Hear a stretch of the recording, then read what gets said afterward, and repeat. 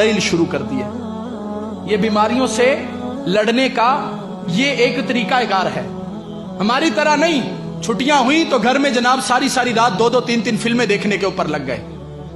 اور کوئی کرونا کو جو ہے وہ مذاق کے طور پر جو ہے وہ بول رہا ہے, کوئی کچھ کر رہا ہے. اللہ تبارک و تعالی نے بنی اسرائیل والوں پر جب عذاب نازل کیا تو وہ ٹھٹھا کرنے لگے. اس عذاب کو اتنا بڑھا دیا گیا کہ وہ ہلاک کر دیے گئے. آج ہمارے ہاں بھی ہے ایسی جگتیں جناب بنائی جا رہی ہیں کرونا کے بارے میں, ایسے الفاظ بولے جا رہے ہیں جیسے ہی کچھ بھی نہیں ہے. اللہ تبارک و تعالیٰ کی طرف سے ایسا عذاب ہے کہ جس نے پوری دنیا کو اپنی لپیٹ کے اندر لے لیا. کیونکہ ایک دن اگر ملک گیر ہڑتال رہے تو ملک کو کتنا نقصان ہوتا ہے. اور یہاں کئی روز ہو گئے مارکیٹیں بند کر دی گئی, کئی روز ہو گئے ادارے بند کر دیے گئے, کئی روز ہو گئے ملک کی معیشت تباہ ہو رہی ہے. اور مسلمان جناب مذاق کر رہے ہیں آپس میں ایک دوسرے کے ساتھ. کہیں ایسا نہ ہو کہ یہ ہلاکتیں بڑھنے لگ جائیں, یہ تعداد اور بڑھنے لگ جائے. اور آپ دیکھ رہے ہیں کہ یہ تعداد بڑھ رہی ہے. تو اس کا مقابلہ فلمیں دیکھنے سے نہیں ہوگا, اس کا مقابلہ رب کی نافرمانی سے نہیں ہوگا, اس کا مقابلہ مولا کے گھر سے دور ہونے پر نہیں ہوگا. واقعی اگر کوئی اس کا مقابلہ کرنا چاہتا ہے تو آؤ. محمد بن عبد الرحمن رحمت اللہ تعالی علیہ کہتے ہیں جب ہمارے مصر میں آیا تو ہمارے مصر کے لوگوں نے راتوں کو اٹھ کر عبادتیں شروع کر دی. اور فرمایا صرف وہ عبادتیں ہی نہیں تھے کرتے, راتوں کو رب کی بارگاہ میں قیام اللیل میں کھڑے ہو جاتے اور صبح اٹھ کر روزہ رکھ لیا کرتے تھے. اور فرمایا پھر وہ صدقات دینے شروع ہو گئے. کیا کرنے لگے؟ صدقے دینے لگ گئے. اور ہماری حالت کیا ہے؟ ابھی کوئی پرماننٹ جو ہے وہ لیٹر جاری نہیں ہوا, کوئی نوٹس یا اعلامیہ جاری نہیں ہوا ہے کہ جناب مارکیٹیں بند ہی کرنی ہے. تو آپ دیکھیں ذخیرہ اندوزوں نے ذخیرہ اندوزی شروع بھی کر دی, چیزیں مہنگی ہونے بھی شروع ہو گئیں. جس نے 1 کلو چیز لینی تھی وہ 10 کلو لے کر گھر میں آ گیا. ارے تمہیں تمہارے رب پر اتنا بھی توکل نہیں؟ جو پرندوں کو عطا فرما سکتا ہے وہ تمہیں بھی دے گا, جبکہ تمہارا یہ دعویٰ ہے کہ تم اشرف المخلوقات ہو, جبکہ تمہارا یہ کہنا ہے رزق نہ رکھ دے کول پنچھی تے درویش, جنہانو توکل رب تے انہانو رزق ہمیش.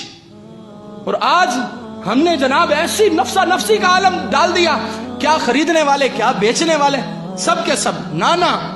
حضرت علامہ محمد بن عبد الرحمن رحمت اللہ تعالی علیہ فرماتے ہمارے لوگوں نے ذخیرہ اندوزیاں شروع نہیں کی بلکہ صدقہ دینا شروع کر دیا.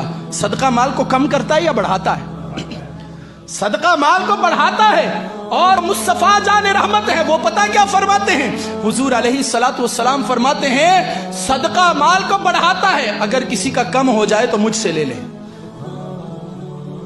ذخیرہ اندوزیاں نہیں, اس وقت میں تو صدقہ عام کیجئے, لوگوں کے گھروں میں راشن بھیجیے.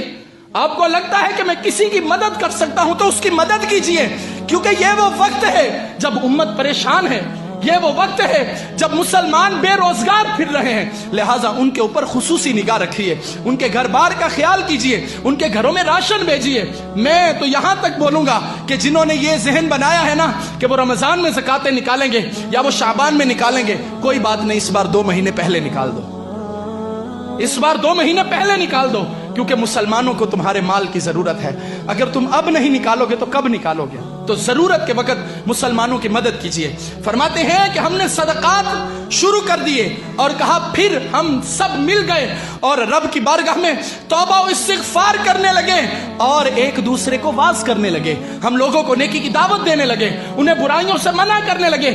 کہتے جب ہم نے دیکھا کہ طاعون ہمارے گھروں کے اندر آنے لگا, پھر ہم نے ایک کام کیا جس سے رب نے طاعون کو ہمارے وطن سے بھگا دیا. ہم نے یہ کام کیا جب طاعون نے ہلاکتیں ہمارے گھروں کے اندر شروع کی, ہم نے دیکھ لیا ہمارے گھر انسیکیور ہو گئے, ہم نے دیکھا وہ غیر محفوظ ہو گئے, ہم نے اپنے گھروں کو چھوڑا تو رب کے گھر میں پناہ لینی شروع کر دی. اب ہم رب کے گھر میں بیٹھ گئے اور عرض کرنے لگے اے ہمارے رب, ہمارے اپنے گھر ہمارے لیے غیر محفوظ ہو گئے, لیکن تیرا گھر وہ ہے جس کو تیرے محبوب نے کہا ہے یہ جنت کے باغات ہیں. لہذا مسلمان کے ذہن میں کسی فرنگی کی تحقیق نہیں آنی چاہیے, اس کے ذہن میں مصطفیٰ کا فرمان ہونا چاہیے. ارے جنت تو رحمتیں نازل کرنے کے لیے ہوتی ہے, لہٰذا جو جنت میں آئے گا وہ نجات پا جائے گا.